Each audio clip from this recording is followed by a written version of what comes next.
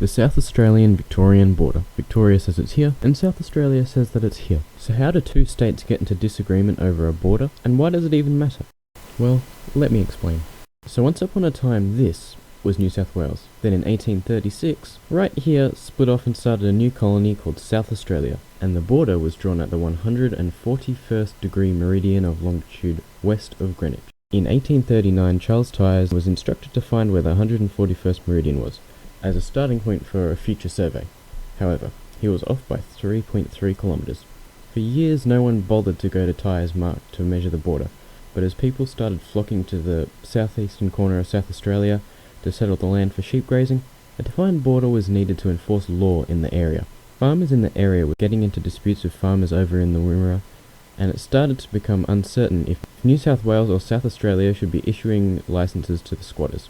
So in 1847, surveyor Henry Wade gathered his party together and went to Tyers' mark.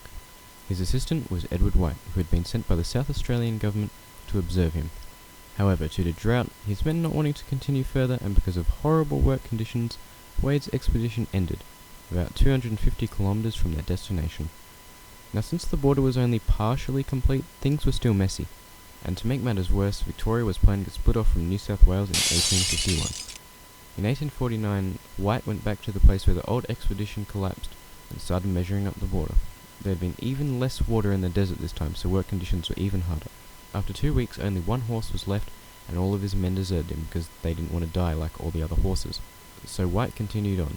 Eventually the last horse died, and he drank 1/4 of a litre of its blood, which is disgusting. He walked a few kilometres and found the Murray River. Then he went back for his horse saddle and crossed the river where he found a sheep station in Chawilla. He borrowed a horse and went back to Adelaide. After people started realising the border was measured wrong, in 1868 astronomers George Smalley and Charles Todd were sent to Chawilla to re-measure the border and work out exactly where the 141st meridian was. When they worked out and been measured 3.3 kilometres too far to the west, Victoria didn't really want to agree to lose 1,300 square kilometres of land. South Australia kept on sending bills to Victoria to pay them a lot of money, and of course, Victoria wasn't going to budge. Going into Federation, the problem still hadn't been resolved. I know, you'd think they'd sit down and talk about it and come to some sort of agreement, but no, they didn't. Then in 1911, South Australia sued Victoria and lost. And so now, Victoria owns that small strip of land, and that's the end of it. Well, mostly. Yes, the issue has technically been resolved, but for some reason, if you send mail to that small strip of land, you can put both states' names down, and sometimes depending on which state you put down, it can be delivered faster, even though it's going to the exact same destination, so it's a bit odd, and maybe they should look at fixing it someday.